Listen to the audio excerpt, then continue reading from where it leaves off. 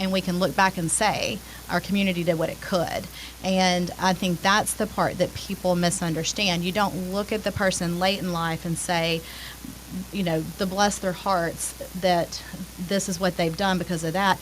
You back up and you start with everyone that's born along the way, and you never fail that child. Then you're going to create a different community. But that's a heart piece. That's not something that churches, and this is a huge part of the church, linking them with a family, not 10 families. Nobody can take on 10 families, right. But linking them with a family, and they're like, this is your responsibility to help coach these people, to help be their village, to help guide them to a place of safety or comfort or better when they need it. That is a really important part of and our community is small enough to do that. Our churches are big enough and our community is small enough to find every one of those individuals, and it doesn't have to be that family takes on all the burden, but they can help link them to the programs that are out there and get that assistance for them. And you bring up something that I've learned through the Pregnant Crisis Center that I've been involved with our church and the organization, that we have volunteers there. I actually did a fundraiser, spoke as a keynote speaker at the fundraiser because I was doing data collection on teenage pregnancy.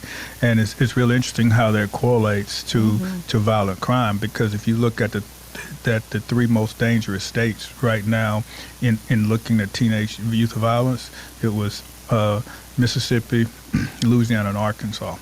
You know what's interesting about that?